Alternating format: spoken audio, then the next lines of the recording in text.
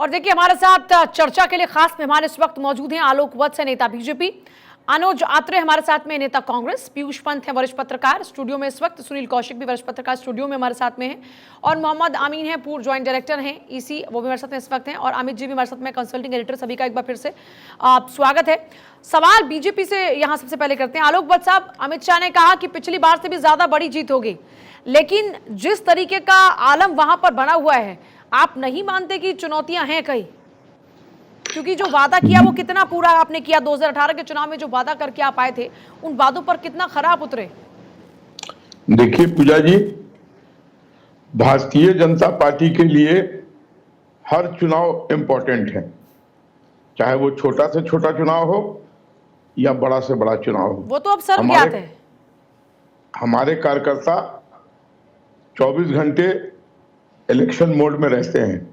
जन जन तक हमारी जो जन सुविधाएं हैं, जो जनता के लिए हमने कार्य किए हैं, उस पर हमको भरोसा है। और खासकर नॉर्थ ईस्ट में त्रिपुरा जैसे स्टेट्स को जिन ऊंचाइयों तक हमारी कल्याणकारी योजनाओं से डायरेक्ट बेनिफिट मिला है, हमको उस पर भरोसा है। हमको अपने कार्य पर भरोसा है, अपने नीति पर भरोसा है, अपने नीति के कार्यान्वयन पर भरोसा है। और पिछली बार हम 44 सीटों पर थे, हमें उम्मीद है इस बार ये सीट बढ़ के। मैंने वो आपसे नहीं पूछा फिलहाल कि आप कितनी सीट पे थे, तो सब पता ही, सब जानते ही है कि आप कितनी सीट पर थे। मैं आपसे सवाल ये पूछ रही हूँ, ज्यादा जाएंगे इस बार, वो मैंने बोल ही दिया अमित शाह की बात का जिक्र करके। मेरा सवाल सबसे पहला आपसे ये है कि आपने जो वादा किया था, अलग राज्य की मांग के बीच में आपने कहा था कि जो आदिवासी इलाके हैं उनको ज्यादा आजादी आप देंगे, वो कितनी आजादी आप दे पाए? पिछली बार एक ये बहुत बड़ा फैक्टर था आपकी जीत का, इस बार ये जीत के फैक्टर में तब्दील होगा या फिर यही मुश्किलें बढ़ा रहा है? मैं ये पूछ रही हूं आपसे। हमारी कोई मुश्किलें नहीं बढ़ रही हैं। हमने ज्यादा काम किया है आदिवासी इलाकों में, उनको राहत देने के लिए हमने बहुत कल्याणकारी योजनाएं चलाई हैं।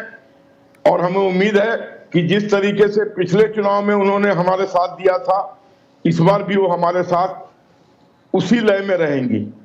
आत्रे साहब, दुर्विरोधी साथ आ गए, लेकिन क्या जिस साथ के पीछे का मकसद है जीत पाना, वो जीत आप तक पहुंच पाएगी? कितना भरोसा करते हैं? देखिए, त्रिपुरा की जनता इस समय कांग्रेस के गठबंधन के ऊपर एक आस भरी नजर से देख रहे हैं, क्योंकि जिस तरह से बीते 5 वर्षों में ये डबल इंजन की सरकार का जो रोना रोने वाले भारतीय जनता पार्टी है, इन्होंने त्रिपुरा को जिस तरह से विकास होना चाहिए था, उसको विकास को इन्होंने जो है जबरदस्ती का एक बदहाली की स्थिति में तब्दील करके दिया। त्रिपुरा के युवा पूछ रहे हैं कि जो रोजगार और नौकरियों का वायदा इन्होंने किया था वो कहाँ गया? जो जिस तरह से त्रिपुरा में एक डेवलपमेंट होना चाहिए था, वो इन 5 सालों में क्या किया? कोई उपलब्धि इस सरकार के पास, डबल इंजन की सरकार के पास गिनाने के लिए नहीं है। लेकिन इतना जरूर इन्होंने कर दिया कि जो त्रिपुरा का लॉ एंड ऑर्डर गड़बड़ा दिया है, जो त्रिपुरा में जिस तरह से कानून व्यवस्था को तार तार कर दिया है, जो वहां पर क्राइम का ग्राफ लगातार बढ़ता गया है, आज जगह जगह लूटपाट की घटनाएं वहां आम हो गई है। और कांग्रेस ने जो वायदा किया है, हमेशा कांग्रेस ने अपनी बात पे खरा उतरे हैं। त्रिपुरा एक नॉर्थ ईस्ट का हमारा एक महत्वपूर्ण स्टेट है, एक बॉर्डरिंग स्टेट होने के नाते जो है वहाँ का जिम्मेदारी इस देश के ऊपर और भी हमारी एक ज्यादा बन जाती है कि हम लोग उनको अपने बिल्कुल मेन स्ट्रीम में साथ लेकर के चलें। लेकिन ये भारतीय जनता पार्टी की सरकार ने उनको बिल्कुल इन 5 वर्षों में ऐसे अलग थलग करके रखा कि जैसे वो इस देश के नागरिक हैं ही नहीं। हम लोग चाहते हैं कि जब वहां की जनता माणिक सरकार साहब तक को हटा सकती है, जब उनको हरा सकती है, तो फिर आपको ऐसा क्यों लग रहा है कि वो जनता आपके साथ इस बार खड़ी रहेगी? देखिए, त्रिपुरा की जनता बहुत राजनीतिक सूझबूझ रखने वाली जनता है, आंख बंद करके वोट डालने वालों में से नहीं है। त्रिपुरा के जो यूथ हैं वो बहुत ज्यादा पढ़े लिखे और बहुत ही एक सूझबूझ रखने वाले यूथ हैं। तो आप उनको दिलाएंगे विशेष राज्य? आप उनको विशेष राज्य दिलाएंगे? वो जो मांग करते हैं आदिवासी इलाकों को कि ज्यादा आजादी मिले, उनका अपना एक विशेष राज्य हो, क्या आप उनको उनकी मांगों पर उनको मदद करेंगे, उनकी सहायता करेंगे, वादा करेंगे उनसे? अलगाव वाली जो नीति है वो तो भारतीय जनता पार्टी की है। अलगाव गुटों के साथ इनका सहयोग रहा है। कांग्रेस को हमेशा एकजुट करने की बात, जोड़ने की बात की है, भारत जोड़ो की बात करी है। वही भारत जोड़ो यात्रा इसलिए राहुल गांधी जी ने कन्याकुमारी से कश्मीर तक की। ठीक है, आप ये कह रहे हैं कि अलगाववाद वाली राजनीति आप नहीं करते। पीयूष जी, सवाल यहाँ पर ये है कि यहाँ तो कहीं वो जनता ऐसे तो नहीं महसूस कर रही कि जो वादे उनसे किए गए वो वादे पूरे नहीं हुए और उनको ठगा सा गया और इसी का ही फायदा त्रिपुरा मोथा उठा ले जाएं? देखिए पूजा जी, डगर बहुत कठिन है पनघट की, मैं ये कहूँगा भारतीय जनता पार्टी के परिप्रेक्ष्य में।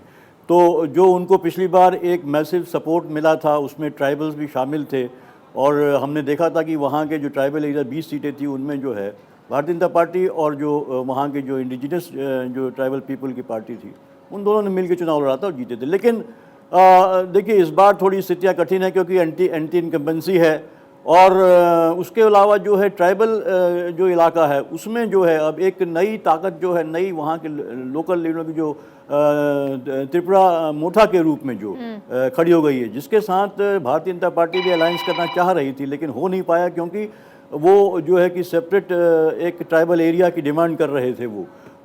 इससे भारतीय जनता पार्टी, हालांकि भारतीय जनता पार्टी ने पिछले बार चुनाव में इस तरह के वादे किए थे लेकिन उसको देना बहुत कठिन काम है, ये हर पार्टी जानती है, भारतीय जनता पार्टी भी जानती है, इसीलिए कोई लिखित इस तरह का समझौता नहीं पाया, लिहाजा कोई इस तरह का जो है अलायंस नहीं बन पाया है।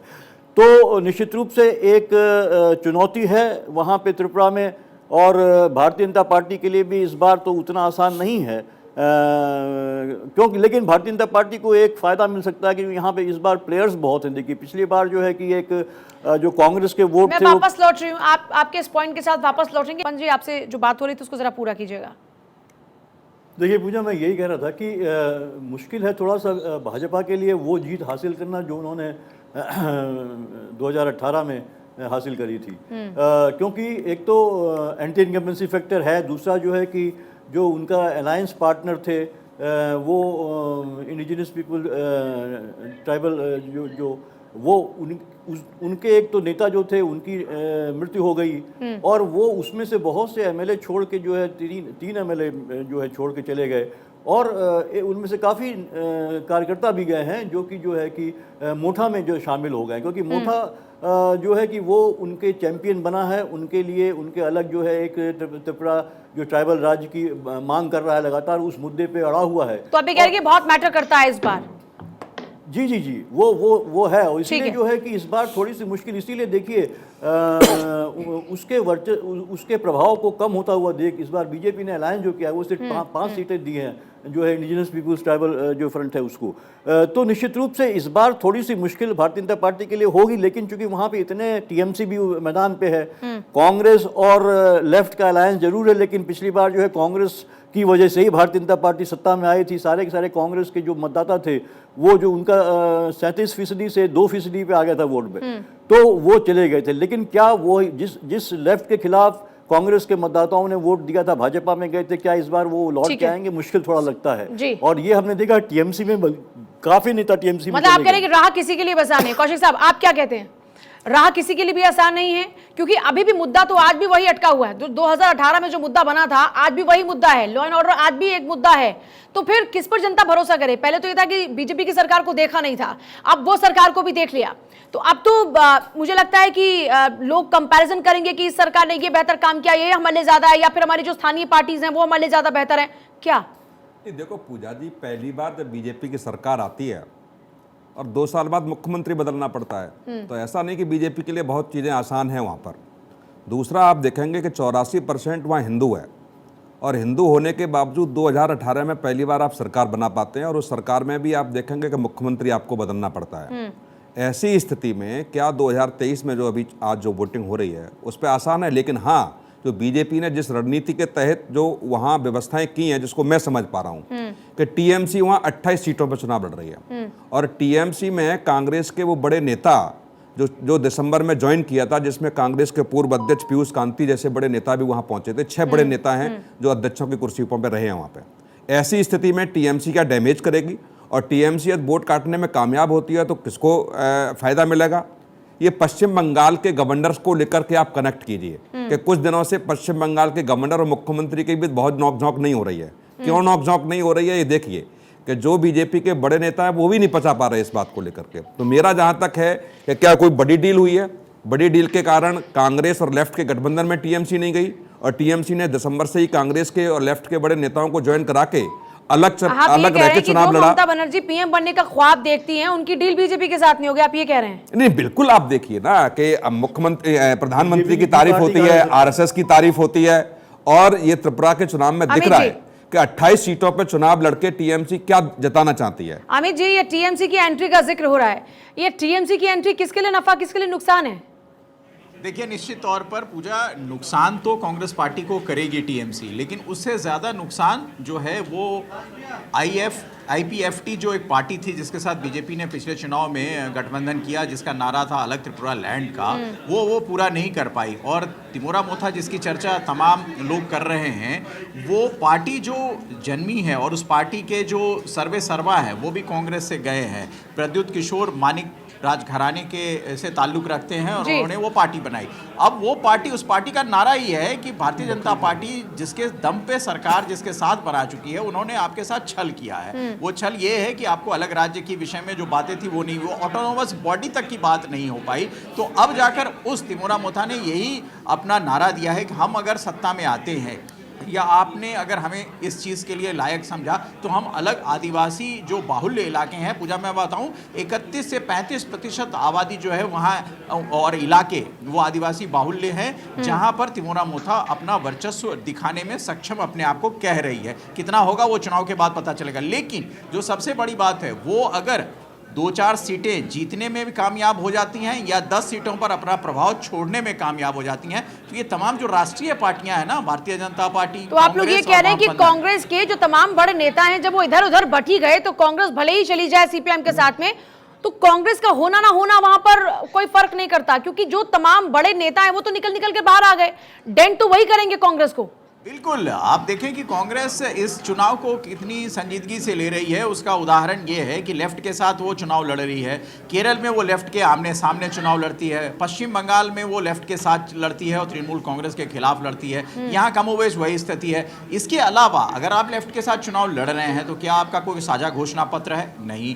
अगर आप चुनाव लड़ रहे हैं तो क्या आपके कोई स्टार प्रचारक वहां जा रहे हैं? नहीं। आप देखें कि तमाम कांग्रेस के नेता रायपुर अधिवेशन के लिए इस वक्त ज़्यादा चिंतित हैं, बजाय वो 3 राज्यों के चुनाव के। दूसरी तरफ राहुल गांधी गुलमर्ग में हैं और वो चुनाव आयोग लोकसभा सचिवालय को अपना जवाब भेज रहे हैं। तो तमाम मशरूफियत पूजा उस दिशा में है। त्रिपुरा को कितनी संजीदगी से ये ले रहे हैं ये साफ दिखता है। 13 सीटों पर वो चुनाव लड़ रही हैं, एक निर्दलीय को उन्होंने समर्थन किया है। तो कुल मिलाकर चुनाव लड़ने के मूड में तो कांग्रेस दिख रही है, क्योंकि पिछले बार 0 सीट पर थी कांग्रेस, हालांकि मत प्रतिशत उनके पास था और लेफ्ट के पास था। तो इस बार जो चुनावी मत का प्रतिशत बटा था लेफ्ट और कांग्रेस के बीच, वो शायद नहीं बट पाया और इसका एकमात्र जो खामियाजा होगा वो भारतीय जनता पार्टी को भुगतना पड़ेगा। और एंटी इनकम्बेंसी की बात हमारे वक्ता कह रहे थे, वो निश्चित तौर पर वहाँ है।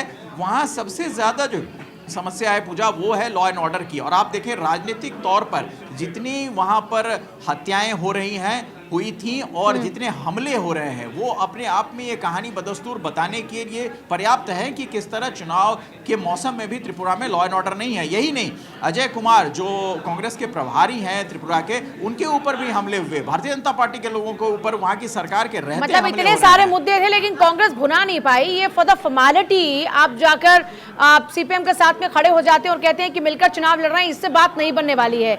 ये दिखाता है कि फॉर्मेलिटी हो रही है, संजीदगी कांग्रेस की कम है। पर अमीन साहब, क्योंकि बात यहां पर आदिवासियों की और जब आदिवासियों की बात होती है तो बार बार भारतीय जनता पार्टी लेकर आती है राष्ट्रपति द्रौपदी मुर्मू को कि साहब देखिए हम कैसे आदिवासियों को एक प्रमुख पद दे रहे हैं, हम इतना सम्मान उनका कर रहे हैं। आदि महोत्सव का भी उद्घाटन आज पीएम मोदी करते हैं और कहा जा रहा है कि हम उन्हें मुख्य धारा से जोड़ने की कोशिश कर रहे हैं, जो हमारी धरोहर है उनको हम सहेजने का कार्य कर रहे हैं। ये सब फैक्टर्स काम करते हैं क्या अमीन साहब?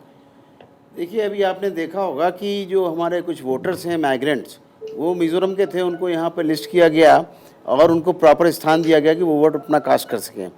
अभी मैं आपको बताऊं कि ये जो 60 सीटें हैं इनमें 259 कैंडिडेट्स अपना भाग्य आजमा रहे हैं। लेकिन इसमें ये देखना होगा कि हमारे जो इलेक्शन कमीशन की जो सारी प्रक्रिया है उसमें निष्पक्ष रूप से काम किया जा रहा है। और जहाँ तक कि अभी मैं देख रहा था कि जो मोथा पार्टी के चीफ हैं उन्होंने एक इल्ज़ाम लगाया ईवीएम को लेके कि धानपुर और मोहनपुर में कुछ गड़बड़ियाँ की गई हैं। ऐसा नहीं है, हमेशा जो इलेक्शन कमीशन है वो मशीनों को रिपेयर नहीं करता, ना ठीक की जाती हैं। हमारे सेक्टर मजिस्ट्रेट जो होते हैं पोलिंग स्टेशन में इमीडिएटली रिप्लेस कर देते हैं। अगर जितना मशीनों में टाइम लगता है, जितना भी टाइम लगता है चेंज में, वो उनकी डायरी होती है इलेक्शन ऑफिसर की, पोलिंग अफसर की, वो उसमें नोट कर लेते हैं और उतना ही टाइम हमारे वोटरों को दिया जाता है, एक्सटेंड कर दिया जाता है जो भी हमारा टाइम होता है।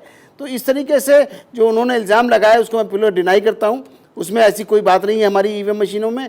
हमारी ईवीएम मशीनें सत्यापित हैं और पूरे देश का चुनाव कराती हैं। इतनी बार और जो देशों आरोप का चुनाव लगाते हैं कि जी। ईवीएम में धांधलियां हो जाती हैं, जी। क्योंकि आप तो खुद अफसर रहे हैं, तो मैं चाहती हूं कि आपकी बात की ऑथेंटिसिटी भी है।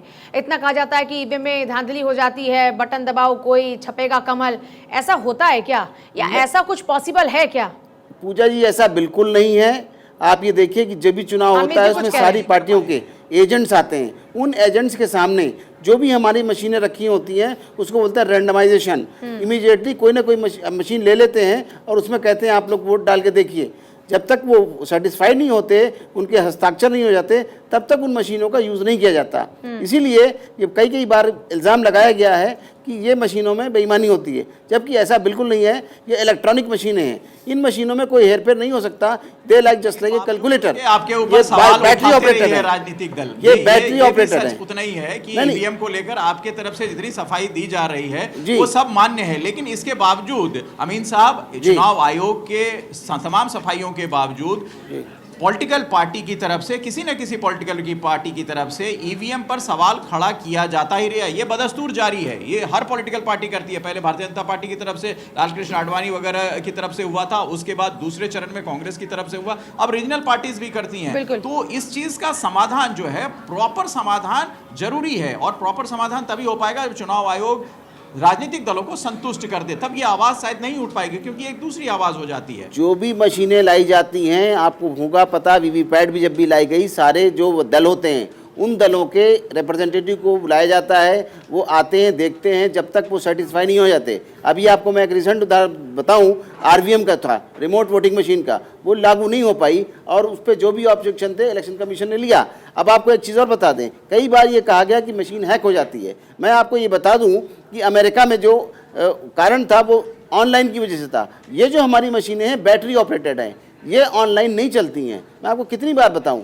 तो ये तो बात वो हुई कि जब कोई हार रहा होता है तो कहता है हमारे साथ बेईमानी हो रही है। आप बताइए, अभी रिसेंटली चुनाव हुए पिछले स्टेट के, उसमें आपने क्या देखा? आपने पंजाब देखा, दिल्ली देखा, हिमाचल देखा, उसमें क्या इलेक्शन कमीशन ने कोई बेईमानी की? ऐसा कुछ नहीं है। ये सवाल इस बात का है कि पार्टियां अपना होमवर्क नहीं करती हैं और ना ही जनता को सेटिस्फाई कर पाती हैं, इसलिए उनके अगेंस्ट वोट पड़ता है और इलेक्शन कमीशन को बीच में लाके बेईमान ठहरा दिया जाता है। मैं इस बिल से बिल्कुल एग्री नहीं करता हूं, क्योंकि हमेशा कभी भी मशीन आप उठा के देखिए, सबकी पार्टी के वर्कर होते हैं, जितनी रजिस्टर्ड पार्टियां उनको बुलाया जाता है और हमेशा कोई भी सिस्टम लागू किया जाता है। इवन चाहे हमारी वोटर लिस्ट बनती है, चाहे हमारा मशीन के चेकअप है, उसमें आप कह रहे हैं कि FLC सब ट्रांसपेरेंसी होती है जी। और ये कॉन्स्पिरेसी पैदा की जाती है ताकि जी। खुद को बचा लें। जी, जी, मतलब अपने को- ईवीएम के जरिए ढाल बनाने की कोशिश की जाती जी। है। आत्रे साहब, हारते तो इलेक्शन कब तक कमीशन आप को लोग लाते हैं। ईवीएम को ढाल बनाते रहेंगे? अब मान लीजिए त्रिपुरा में अगर आपकी जीत हुई तो वहां पर ईवीएम में कोई गड़बड़ी नहीं, अगर आप वहां पर हार गए, गठबंधन में आपकी सरकार नहीं बन पाई, तो फिर मशीन में खराबी हो जाएगी।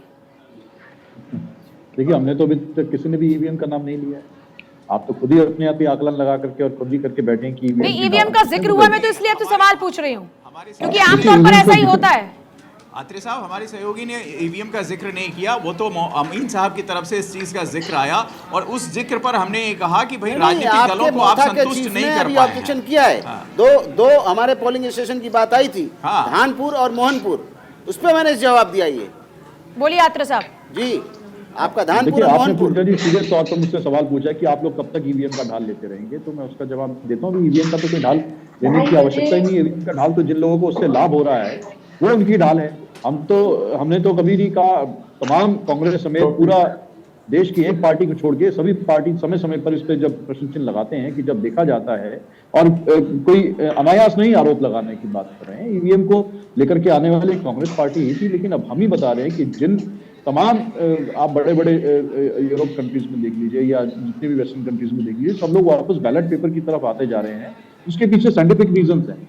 आज जिस तरह से हैकिंग का बहुत ज्यादा दौर चल रहा है और इस तरह के उदाहरण सामने पेश हुए, हैकिंग के साथ साथ कहीं ना कहीं एक्चुअली हम मान लेते हैं कि एक बार को भारतीय जनता पार्टी हैक नहीं कराती, इनकी बात नहीं मानती है, लेकिन कहीं ना कहीं एरर्स की तो समस्या सामने आती है।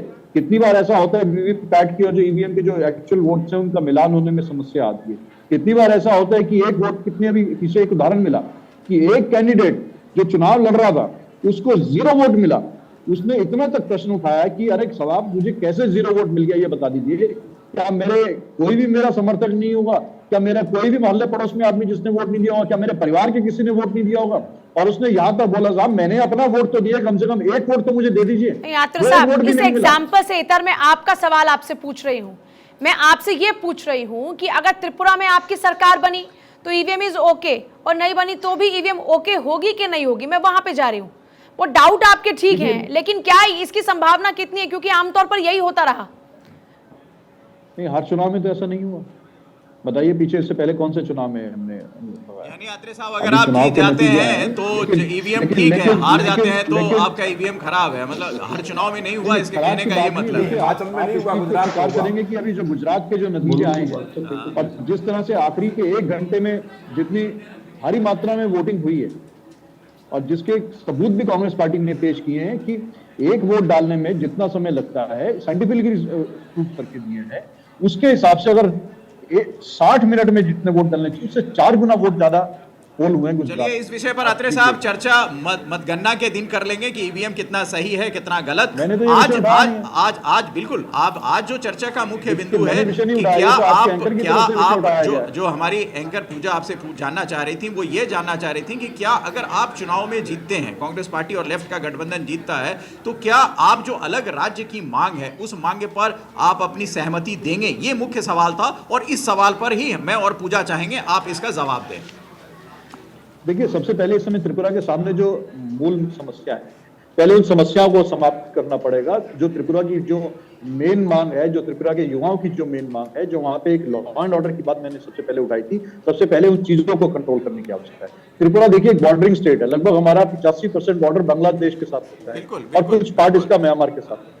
वहां से भी लगातार कुछ समस्या इन 5 सालों में जो है बहुत ज्यादा। तो आपकी सहयोगी पार्टी टीएमसी को दिखा कि वहां 65% के आसपास बंगाली भाषी हैं, जहां उनको आशा की किरण दिखी। जो आपकी सहयोगी लोकसभा में हर चीज पर आपको संसद में समर्थन देती हैं, तृणमूल कांग्रेस, जिनके खिलाफ आप बंगाल में लेफ्ट के साथ लड़े, त्रिपुरा में लड़ रहे हैं, उनको यही आशा की किरण तो दिखी, जिसकी वजह से उन्होंने आपकी ही सहयोगी सुष्मिता देव को वहां का अध्यक्ष बनाया। और अब वहां आपके ही वोट बैंक में क्या टीएमसी सेंध मारती आ रही, क्योंकि बांग्लादेश बांग्ला भाषी वो बड़ी चंक में है वहां। तो क्या आपको क्या नजर आ रहा है कि क्या वो वोट बैंक वो शिफ्ट हो रहा है, या फिर उनको भी आशा की एक किरण है और बाद में चुनावी कोई गठबंधन हो सकता है आपका तमाम इन लोगों के साथ? तो ये जरा खुलासे हो जाने चाहिए आप।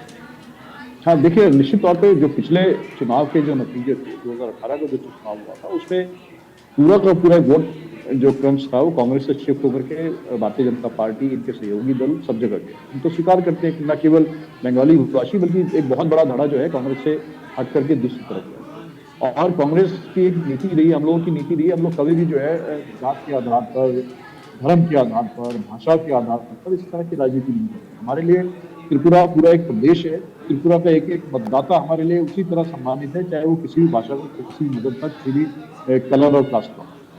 हम लोग सबको एक दृष्टि से चाहते हैं कि सबका सम्मान और समान रूप से हो। ये बांटने की, वोट डालने की, खंड खंड करने की तो ये तो नीति भारतीय। आप जिस नीति पर चल रहे हैं या आपकी जो भी अभी स्ट्रैटेजीज हैं, आपको लगता है कि आप उनके तहत जीत पाएंगे? क्योंकि यहाँ पर जो तमाम मेहमानों उन्होंने भी इस बात का जिक्र किया कि आप ही के मुख्य नेता, चाहे आप टीएमसी के साथ उठाकर देख लें, यहाँ पर आपकी नेता आ जाती हैं। इसके अलावा आप जब आप बात करते हैं इधर ये जो दूसरी पार्टी अभी जो उभर रही है वहाँ मोता पार्टी, वहाँ पर उनके साथ में भी आप ही के नेता हैं। जब आपके मुख्य नेता ही हट गए और आपके बड़े नेता वहां चुनाव प्रचार के लिए जा नहीं रहे, तो आपको लगता है कि वहां पर आप मजबूती के साथ ये गठबंधन के तहत चुनाव लड़ पा रहे हैं? देखिए, कांग्रेस एक बहुत बड़ा समुद्र है और इस समुद्र में से इतिहास गवाह है, शादी की बात से लेकर के आज तक बहुत छोटी छोटी नदियां बनी हैं, बहुत नेता निकलते गए हैं, बहुत नेता आए हैं, कांग्रेस ने बहुत नेता दिए हैं इस देश को और दूसरी पार्टी को भी। लेकिन कांग्रेस हार जीत चुनाव में चलती रहती है। हम कभी कमजोर होते हैं, हम कभी मजबूत भी होते हैं, हम कभी चुनाव हारते भी हैं तो हम लगातार चुनाव जीत के भी आए। तो इन चीजों के ऊपर बहुत ज्यादा प्रभाव पड़ने वाला नहीं है। आप ये कह रहे हैं कि अगर बीजेपी ने इन्हें ये कहा कि हम ठीक है आपको सम्मान देंगे, तो ये बांटने की बात करते हैं?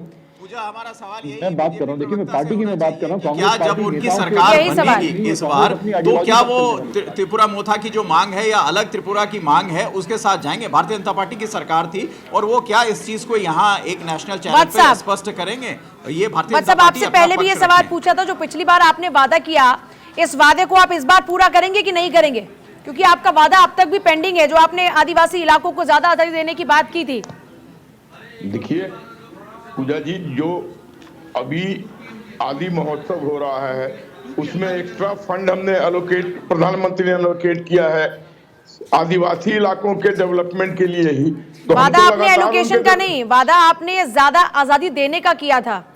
वादा तो वादा है और वादा तो निभाना पड़ेगा। आपके साथ तो वो डायलॉग भी नहीं हो सकता कि वादा तो तोड़ने के लिए होता है। इसी वजह से तो इन्होंने पूजा ऐसी बात। उस क्षेत्रीय दल के साथ IEPFT के साथ गठबंधन किया और उसको इस बार भी गठबंधन में वो शामिल हैं, क्योंकि उसी IEPFT का ये वादा था कि अगर हम सत्ता में आते हैं या हमारी सीटें जीती जाती हैं तो हम अलग त्रिपुरा में आदिवासियों के अलग इलाके की एक राज्य की परिकल्पना करेंगे या ऑटोनोमस बॉडी देंगे। अब 5 साल आपने सरकार चलाई, उसी बात को लेकर तिमोरा मोथा आपसे अलग होती है और वो एक मांग रखती है। आपकी सरकार है, आप फिर सरकार में आने का दावा कर रहे हैं, तो क्या ये बातें जो मांग है वहां की, उस मांग पर भारतीय जनता पार्टी क्या कहती है, यही जानने की कोशिश मैं और पूजा कर रहे हैं आपसे। वत्स साहब, ऐसा है कि अगर ऑटोनोमस बॉडी की बात होगी या पृथक राज्य की, तो ये अगर हम वापस सत्ता में अभी तक तो हुआ नहीं, अगर हम वापस सत्ता में आते हैं, जिसकी पूर्ण उम्मीद है हमें कि हम अपने कार्यों के बदौलत कल्याणकारी योजनाओं के बदौलत लौटेंगे, तो इस पर सेंट्रल और स्टेट डिसीजन लेगा। अगर उसको ऑटोनोमस बॉडी के लायक कांग्रेस कह समझेगा- रही है कि हम तो बांटने की बात नहीं करते भाई, हम तो जोड़ने वाली भावना से काम करते हैं, खैर, और आप उस पार्टी का साथ दे रहे हैं जो अलग की बात करती है, अलग राज्य की बात पूजा- करती है, अलग अधिकारों की बात करती है। तो आप बांटने पूजा वाली जी, पार्टी है अगर- क्या? अगर देना होता तो 5 वर्ष में दे दिया होता ना। इसका मतलब कहीं ना कहीं इस पर संशय है कि नहीं देने की बात मतलब हो नहीं रही है। देंगे, मतलब वादा कर रहे हैं सिर्फ जीत के लिए। नहीं देने की बात नहीं कर रहे हैं। अगर उसको उपयुक्त समझा जाए दिया भी नहीं, autonomous नहीं body भी create देंगे। होगा, और मतलब- नहीं पृथक राज्य की अगर मान लीजिए एकदम अवश्यम भावी हो गया, आप तो फिर उस पर मैं तो बात ज्यादा होगी। आजादी की, अलग राज्य की तो हम बात ही नहीं कर रहे, मैं तो ज्यादा आजादी की बात कर रही हूँ, इसलिए आपसे बार बार आपने कहा कि ज्यादा आजादी देंगे, ज्यादा आजादी पर भी आप नहीं बोल रहे। तो देंगे, इसमें कहीं कोई शक 5 साल नहीं। कम क्यों पड़ गए? देखिए जितना वो बिगड़ा हुआ राज्य था, CPM और कांग्रेस ने जितना उसको दुर्गत कर दिया था, आत्रे साहब जल्दी से इसको उस तक लाने में बोल रहे हैं, यही- बिगड़ैल राज्य को ठीक करने में, ठोक पीटने में वक्त लग गया। भारत को ठीक करने में कितना टाइम लग रहा है, जो देखिए, कांग्रेस ने आप 60 किसी भी वर्ष में विधानसभा में चले बैठा जाइए, दिया। किसी ब्लॉक में चले जाइए, किसी गले मोहल्ले में चले जाइए, जिस तरह से वो आज गुंडागर्दी का बढ़ने का आलम इनके खासतौर से बात, जहां देखिए गुंडागर्दी कौन कर रहे हैं, भाजपा के नेता गुंडागर्दी कर रहे हैं। जितने भी बड़े चलिए ठीक है, मेरे पास वक्त नहीं, माफी चाहूंगी जिनको कम वक्त मिला हो। बहुत शुक्रिया सभी का चर्चा में शामिल होने के लिए। वक्त इतने की इजाजत देता है। कुल मिलाकर देखिए मुद्दे तमाम हैं, लेकिन 2 मुद्दे खास तौर पर अभी बने हैं और भारतीय जनता पार्टी के नेता यहां पर ये कह रहे हैं कि अभी तक हमने दिया नहीं, यानी जनता के साथ में क्या वादा हो रहा है और वो वादा जो पूरा ना होने के लिए है। आगे बढ़ते हैं, भारत 24 देखिए और क्विज कॉन्टेस्ट में लीजिए हिस्सा। सही जवाब देने वाले को मिलेगा 2100 रुपए का इनाम। लकी पार्टिसिपेंट विजेता जो भी होंगे उनको मिलेगा 2100 का आकर्षक उपहार। और हमारा सवाल है भारत 24 पर दोपहर 3 बजे के कार्यक्रम का बताइए नाम। अपना जवाब हमें इस नंबर पर आप भेज सकते हैं, व्हाट्सएप कर सकते हैं। नंबर है 9717736004 9717736004। जवाब आज शाम 4 बजे के बुलेटिन में आपको बताएंगे।